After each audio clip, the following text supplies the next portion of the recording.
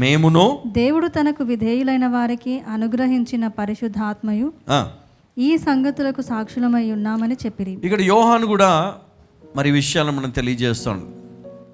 దేవుడు మరి ఇక్కడ ఒక మాట తెలియజేస్తున్నాడు మనకి ఏంటంటే, విధేయులైన వారికి, అంటే దేవునికి విధేయులైన వారికి మరి ఈ ఆత్మను ఇస్తాడు అని ఇక్కడ వారు తెలియజేస్తూ ఉన్నారు.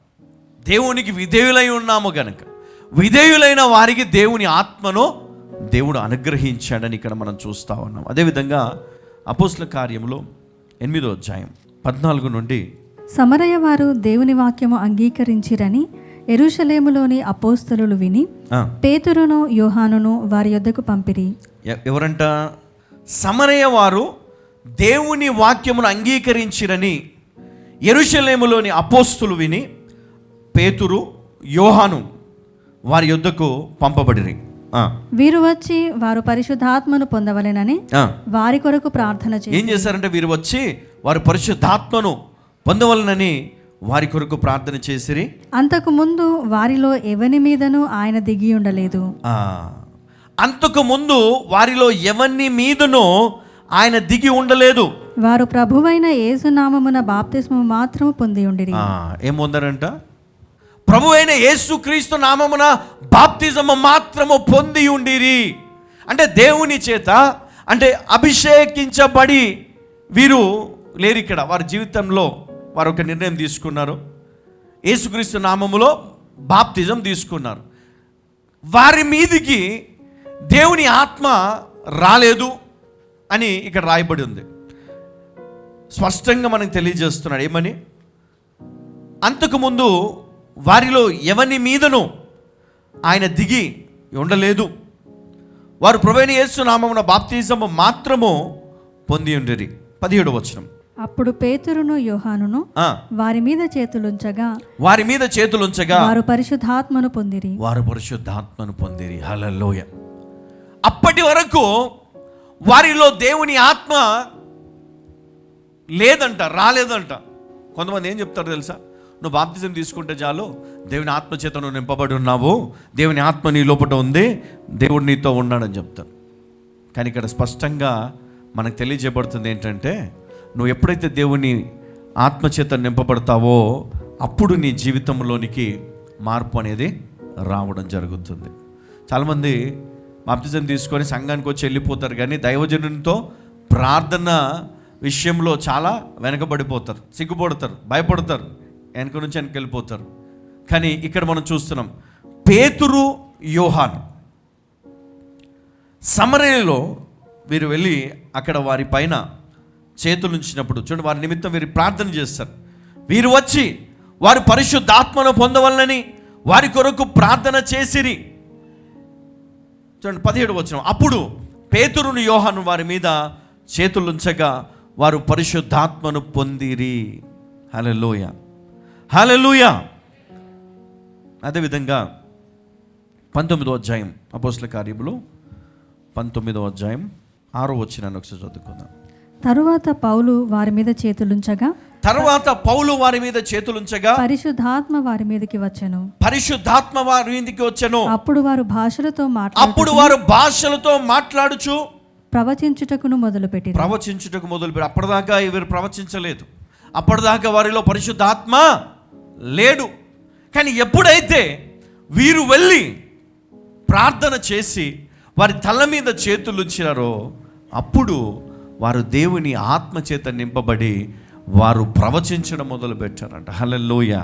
గట్టిగా చప్పట్లు కొడదాం ఒకసారి. హల్లెలూయా. నేను దేవుని సేవ మొదలుపెట్టిన కొత్తలో చాలా ఆటంకాలు వచ్చినాయి, చాలా సందేహాలు, ఎన్నో రకాల డౌట్స్ నాకు ఉండేవి. ఏం చేయాలా? ఎవరు చెప్తారు? ఎవరు చెప్పరు? పరిశుద్ధాత్మ దేవుడు బోధించేవాడు. ఎవరు బోధించేవారు? పరిశుద్ధాత్మ దేవుడు బోధించేవాడు. చాలా విషయాలను నేను వాక్యం చెప్పేటప్పుడు దేవుడు బయలుపరుస్తున్నాడు. నేను వెళ్ళి ప్రార్థన చేసేటప్పుడు చాలా స్థలాల్లో మరి అప్పటి వరకు వారిలో ఎలాంటి మార్పు ఉండేది కాదు. బాధపడుతూ, ఇబ్బంది పడుతూ, చాలా చీకటి శక్తులతో బాధపడుతుండే. అక్కడికి నేను వెళ్ళినప్పుడు నేను ఎలా వెళ్ళేవాడిని? సిద్ధపడి ప్రార్థన శక్తితో నింపబడి అక్కడికి వెళ్ళేవాడిని. అక్కడికి వెళ్ళి ఎప్పుడైతే నేను దేవుని గురించి వారికి బోధిస్తానో, వాక్యం చెప్పేటప్పుడే పరిశుద్ధాత్మ దేవుడు వారిని సిద్ధపరచాడు.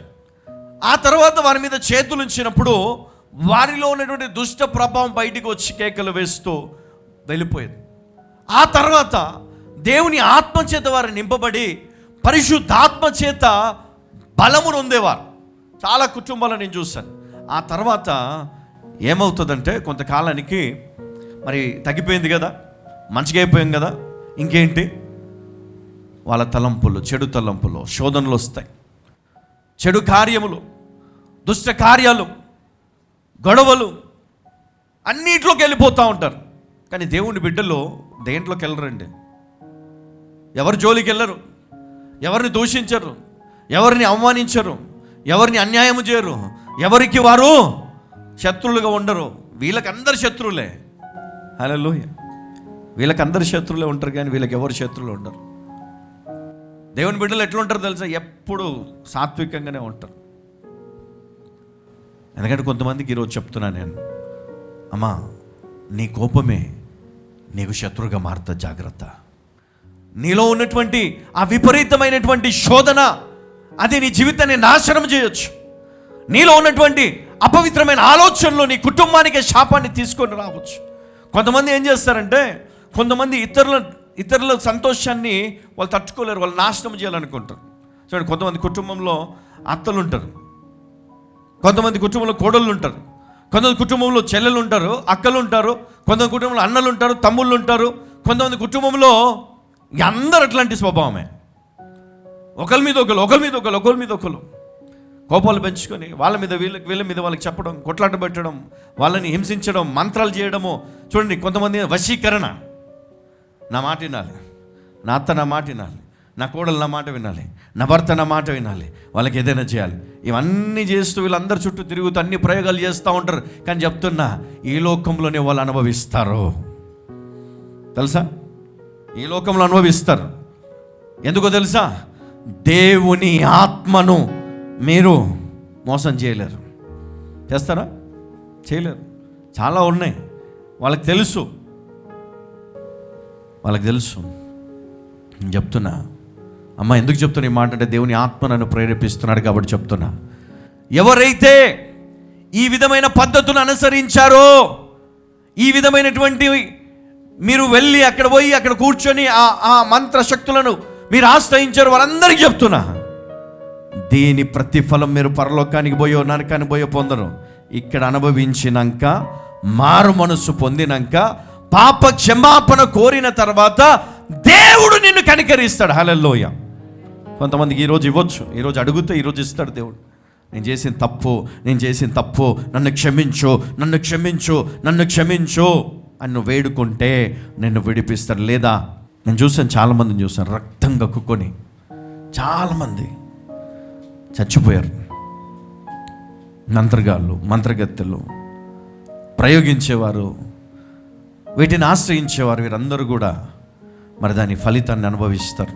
అందుకే దేవుని వాక్యం అని చెప్తుంది. అందుకే వీటిని కాదు ఆశ్రయించేది, ఈ దయ్యాలను, ఈ లోకంలో ఉన్న వాటిని కాదు ఆశ్రయించండి, దేవుని ఆశ్రయించండి.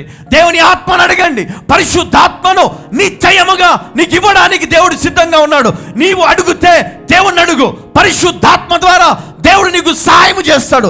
దయ్యాలను కాదు, భూతాలను కాదు, మంత్రగాలను కాదు నువ్వు ఆశ్రయించేది. అక్కడికి వెళ్తారు, మళ్ళీ ఇక్కడికి వస్తారు, అక్కడికి వెళ్ళి కూర్చుంటారు, అన్నీ చేస్తారు, మళ్ళీ ఇక్కడ కూర్చుంటారు. అందుకే నీకు ఏది కూడా విడుదల జరగదు. విడుదల వచ్చినా అది మళ్ళీ నీకే రివర్స్ అవుతూ ఉంటుంది. జాగ్రత్త. హల్లెలూయా, హల్లెలూయా.